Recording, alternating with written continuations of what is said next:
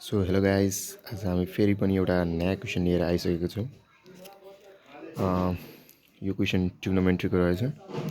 If x plus y equal to 45, prove that cot x plus 1 into cot y plus 1 by cot x into cot y equal to 2।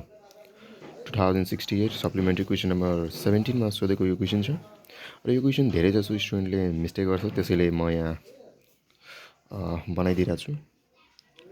Video पुरै हेर्नु होला। ल अब हामी आइसकेको छु क्वेसनमा। Cut x plus y equal to 45 हामीले यो प्रुफ भ्यालु गर्नु छ। एन्ड देन हामी स्टार्ट गर्छौँ।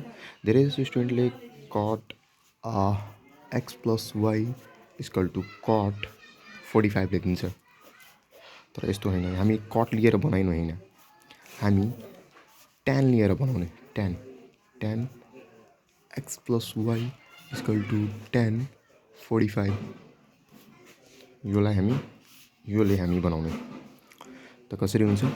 फर्मुलामा तोड्ने हो, compound angle tan x plus tan y by 1 minus tan A into tan B equal to 1 हुन्छ।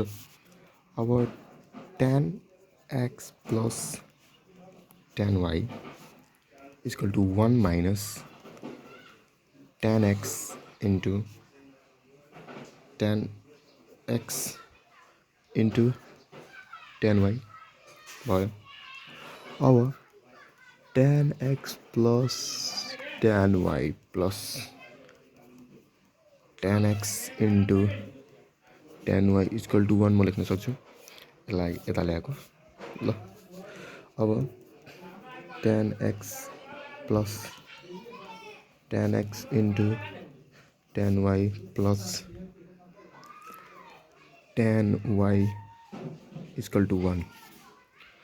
अब हामीलाई यहाँ कमन लिनुपर्छ, तर कमन लिनको लागि यो बाँकी बसिरहेछ। त्यसैले हामीलाई क्वेसनमा पनि 2 प्रुभ गर्नु छ। यहाँ हेर्नु ल, यहाँ 2 प्रुभ गर्नु छ। त्यसैले हामी यहाँ एडिङ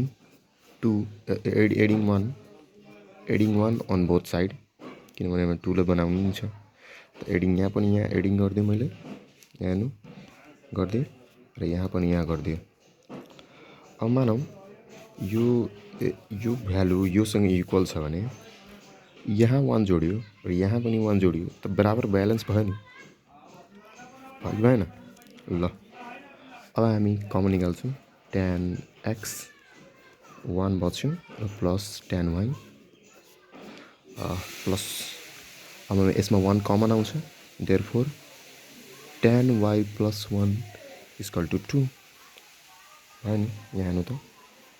अब ट्यान एक्स प्लस 1 यो ट्यान वाइ प्लस 1 यो मल्टिप्लाईमा आयो इक्वल टु 2। एन्ड यो जुन छ यसलाई र यसलाई हामी चाहिँ यो कमन यो आयो र यो बाँकी बसेको आयो। अब 1 by cot x plus 1 into 1 by cot y plus 1 equal to 2 गर्न सक्छौँ। र योले हामी यता गर्छौँ एलसिएम, र योले यता गर्छौँ 1 plus cot x by cot x into 1 plus cot y equal to 2। अब हामी cot x into cot y 1 plus cot x